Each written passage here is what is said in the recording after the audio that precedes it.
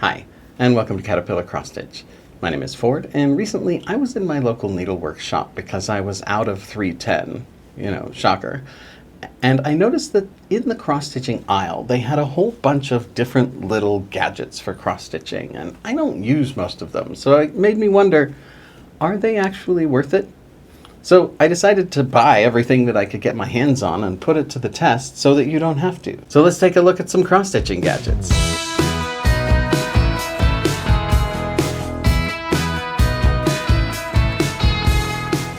And before I dive in here, if you're not already subscribed to the channel, please subscribe. It makes a really big difference for me, and it doesn't cost you anything. If you'd also give this video a like, and then when we're done, leave me a comment down below. It's a great way to pay me back if you've ever learned anything from one of my videos. And one of the things about cross stitch is that it is really a pretty inexpensive hobby. The materials that we use are pretty inexpensive, and the tools that we use are pretty durable and don't need to be replaced very often. But sometimes it's nice to be able to splurge a little bit and buy yourself a little gadget that'll make your stitching life easier or more fun or higher quality or what have you.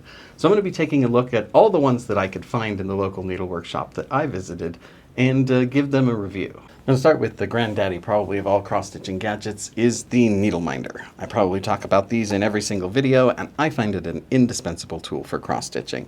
It's basically just a decorative magnet for the front and a plain magnet for the back of your project, and it holds your needle in place when you're not using it. Since I started using these, I don't lose nearly as many needles as I used to, and you only have to get one needle stuck in the heel of your foot before you see the virtue of a needle minder.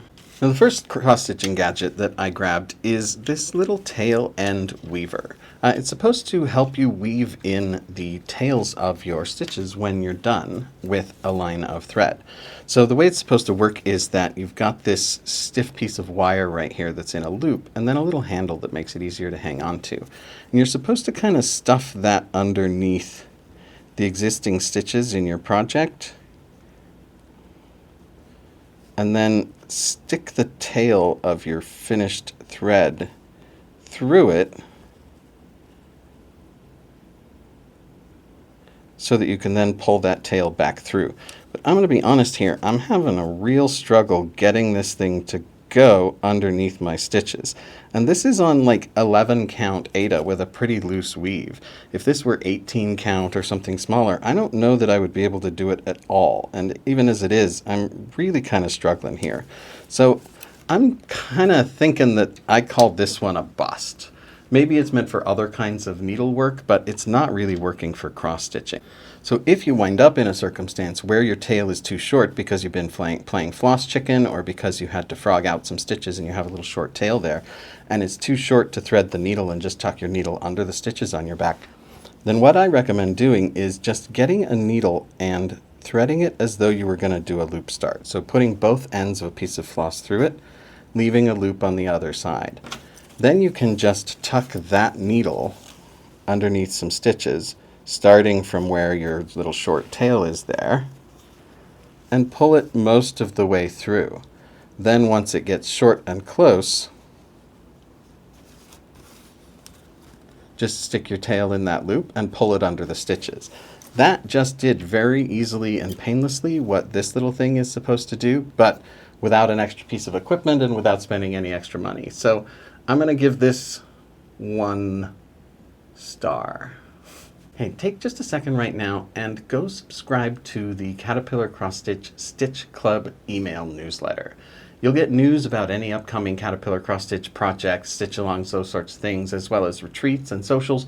Plus, as soon as you sign up, you'll get an instant download of our top 10 cross-stitching tips, plus 10 free PDF cross-stitch patterns in an ebook, including a year-long temperature tracker pattern that you can use to track moods or goals or progress or whatever. Those patterns are worth £60.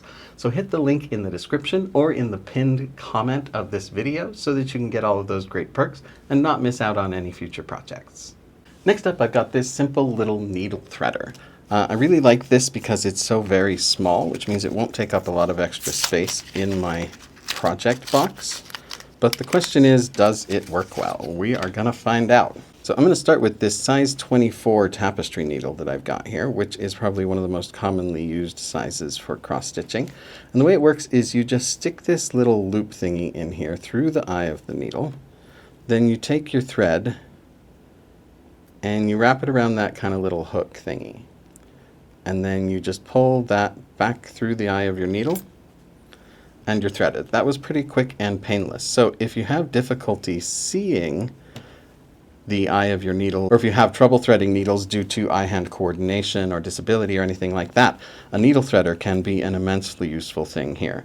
Now let's go down to a smaller size needle and see how that works. Obviously I can't use the big side of that because it is wider even than the eye of this size 26 tapestry needle is, but that's why it's got this little small hook on the other side. So I can just stick that through the eye of this needle, and then again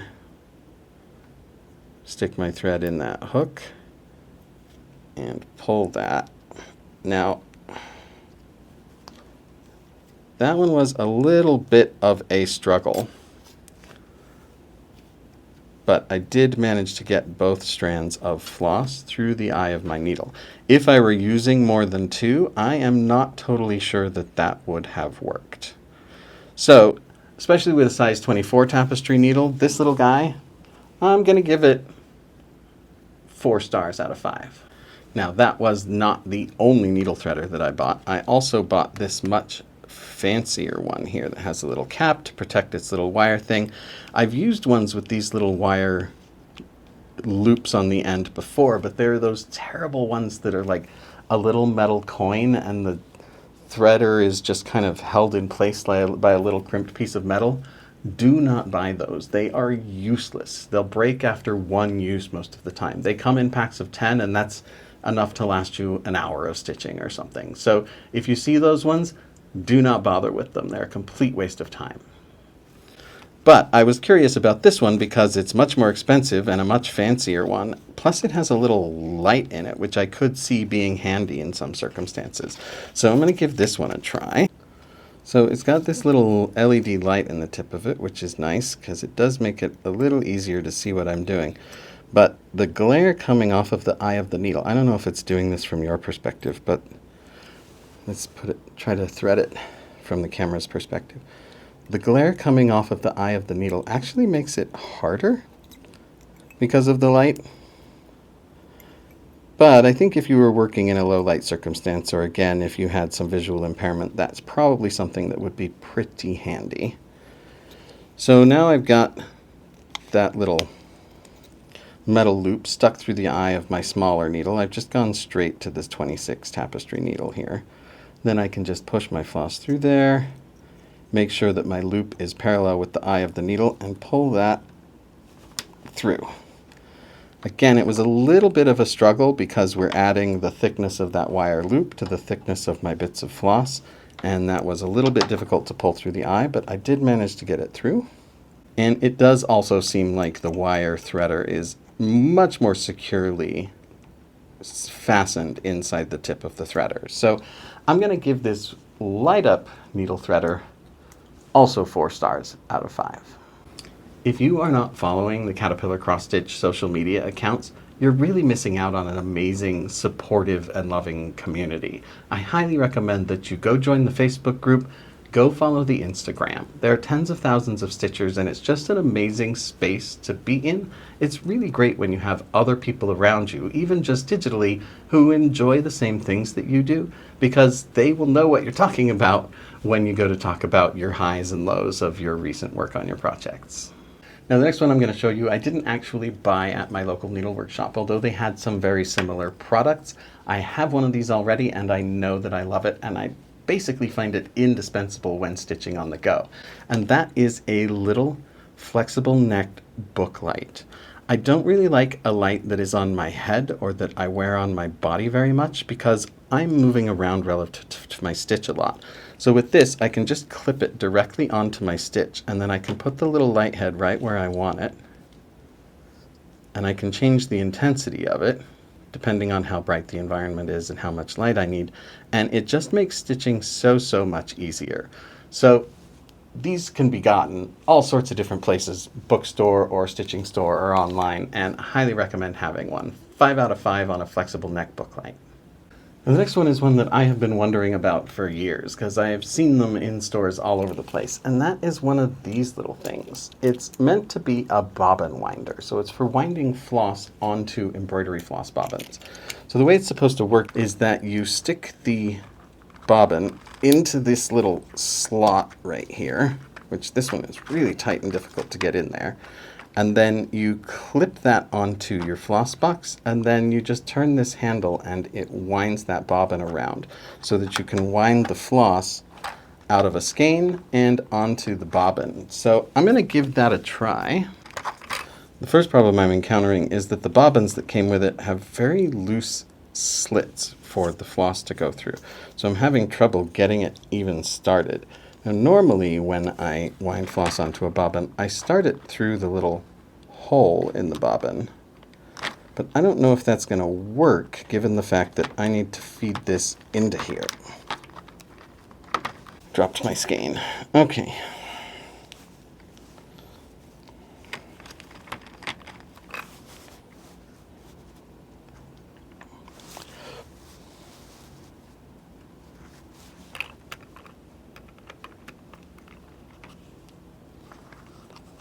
So I kind of need to pinch it in place to do the first couple of wraps on it. And then from there, I can hold on to the skein and wind that around. And it seems to be working okay, but my floss box is not really quite heavy enough to hold it steady. So I'm kind of having to hold the floss box in place. You can see it's still rattling quite a bit while winding that around there.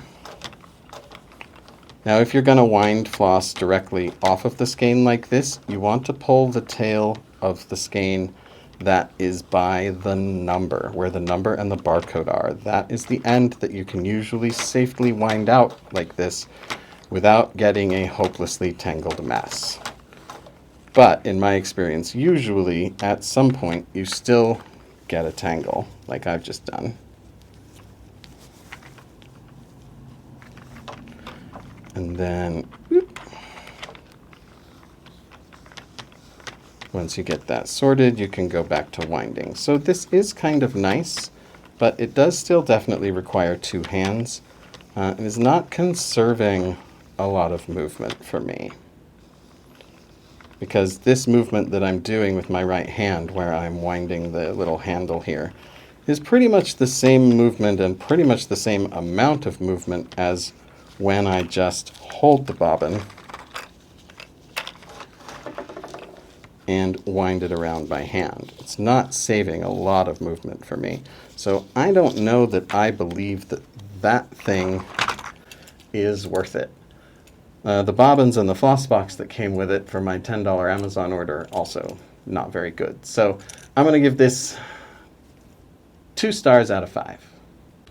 Hey, you ready to try something new? Go check out Caterpillar Crochet. It's the same amazing community and support that you're used to, plus beginner-friendly kits that make it super easy to get started in crochet. Come join us on Facebook or on Instagram, or just hit the links down there in the description so that you can follow along with this exciting new Caterpillar product line. Now, my next little stitchy doodad that I'm going to talk about is this little thing here that is labeled as an Unstitcher. I've seen very similar things referred to as froggers, and they're intended to make it easier when you need to undo some stitches in order to correct a mistake. So let's try it out. So suppose this bottom row of 995 that I've got here is in the wrong spot. I need to snip that thread and then pull out those stitches. What I'll do is give it a snip at the thread, at the stitch leading into where my stitches are, and then pull out my Unstitcher or frogger and just kind of use it to pull those stitches out. Now, you can definitely just use a needle for this, but the slightly bigger and beefier handle and the kind of bigger around shaft of the frogger slash Unstitcher does make it a little bit easier to control with precision where that goes and to pull those stitches out of there with a little bit of force without it being quite so hard on my fingers, because you do need to pull a little bit harder sometimes, especially if you're not trying to cut the stitches every few stitches and you need to pull along the length of thread through. And the needle can be a little bit hard on your fingers in that circumstance. So the Unstitcher / Frogger here, giving me a little bit more to hang on to, is actually pretty nice. And it's small enough that it won't take up very much space in my kit. I can really easily have it with me anywhere that I go. So I think that, given its relative inexpensiveness, is probably a buy from me. I'm going to give that, let's say, 4 stars out of 5. And the next thing that I have is this little pack of needle grabbers. These are just thin textured rubber mats that are designed to make it so that you can get a better hold of your needle in order to pull it through your fabric. So it's really small, it's really easy to keep in your kit, which is really nice, pretty inexpensive for a set of 3 of them. But personally, I don't really have much trouble with that. Now, I do have an issue with it when I'm doing some hand sewing, or when I'm doing embroidery, where I'm pulling my needle through lots of thick layers of fabric. But to be totally honest, when you are working in cross-stitching, if you are having trouble getting a hold of your needle tight enough in order to pull it through the fabric, you are probably using too many strands or not using the right size of needle. Make sure you go and check out my video about how to make sure you're using the correct size of needle, and that should mostly obviate the need for these. Now, the one circumstance I can see this being pretty handy is if you are a person who's allergic to nickel and you get reactive to the needles if you touch them too much, or if you do have grip strength issues in your hands, like that it's really hard for you to pull on the needle, because that gives me really a tremendous amount of grip and friction on that needle without having to squeeze it very hard. So I do see myself using these for hand sewing and embroidery. I don't see myself using them for cross stitch, but if you have an accessibility issue when it comes to the grip in your needle hand for cross stitching, that is probably something that would be useful for you. I'm going to say 3 stars out of 5 for this, for cross stitching, 5 out of 5 for hand sewing. Now, the next one I'm going to talk about is this little thing called a line keeper. This is basically just a piece of sheet magnet with a fold in the middle of it. So the way this is meant to be used is that you slip it over the edge of your pattern. Now, I don't actually have a printed pattern with me that I can show you on camera, so I'm just going to use a page from my notebook here. You just slip it on the edge of your pattern and let it stick to itself, and it will hold the place where you are in the project. If you are a busy stitcher, like a busy parent, and you're trying to steal a few moments to stitch here and there, or while traveling or on the bus or at work between calls or something like that, I could see this being immensely useful to be able to mark which line you were working on so you can tell where you were on your project. I do wish it were a little bit easier to slide around, and it is unfortunate that it is so heavy. And this is the smaller of the 2 sizes. The bigger one would probably be even more of a burden.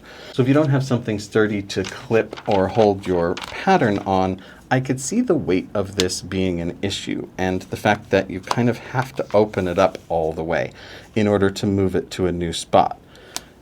Now, I do see myself using it when I put my project away so that I can more easily mark exactly where I was and make it easier to get started without having to recount everything when I come back. So I do definitely plan to use these, probably just not quite in exactly the way that they're intended. And their usefulness is a little bit limited by the weight and how hard they are to slide around. So I'm going to call this 3 stars out of 5. Now, the next one is one that I've heard a lot of people talk about but haven't had any direct experience with myself. And that's this little device from Dritz called a snag nab-it. What this is for is if you have a stitch on your project that is a little bit loose, like you didn't manage to pull it tight or you had a knot that you didn't know about, the snag nab-it is a needle on one half and then very knurled and textured on the other half. So what you do is you push the needle part through next to the stitch that's loose. Let's get this guy out of here. Careful, the needle half is sharp. I stabbed myself, but I don't appear to be bleeding, so we're okay. And so what that does is it allows you to push the needle in through there, and then when the knurled and textured part of it gets gets up to where your stitch is, it will bind up with your floss and pull that floss around to the back side. So if I want to try it here with this stitch that's loose because I've been frogging it, it really pulls on that thread for the entire length of it. That would really be great for pulling a stitch tight. So that's very small, it's pretty inexpensive, takes up no space in your kit, and could be very useful if you have a loose stitch that you need to pull to the back so it'll look a little bit tidier.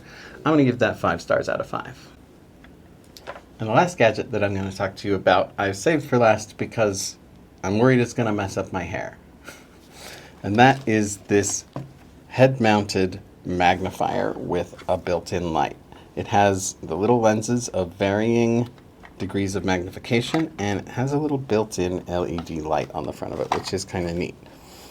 But the way it works is you pretty much put it on like a headset or something. I'm having trouble using it with my glasses, which is going to be a little bit of a problem. Maybe I can put my glasses on afterward. Given that I'm often stitching when I'm watching TV or whatever, I kind of want to be able to wear my glasses, even though my vision really isn't that bad. So then it's got this little bit here that flips up, and there's 2 points of articulation here and here. So you can move, you can change how far away it is from your eyes in order to be able to get it to focus on the project. And then it has a little light built into it here. Has 2 different degrees of brightness. So I think kind of speaks for itself, right? I actually spent a couple hours stitching with this last night to see if I liked it, and in low light circumstance, and especially while stitching on high count linen, it was really, really handy. The biggest problem was that I was able to see how sloppy all my stitches were before I put it on. I kind of like the looks of this. See if I can make my eyes even bigger. Oh yeah, that's the stuff right there. So, don't let anybody ever tell you that cross-stitching isn't a sexy hobby.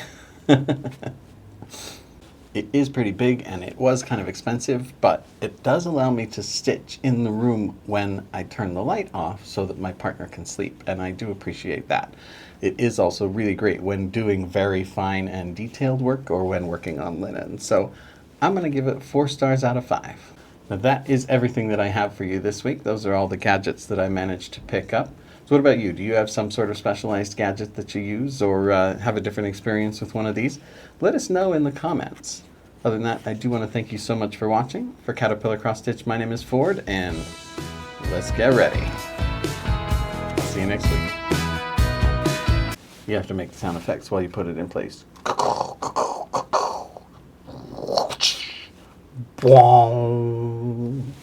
Now we're ready to stitch.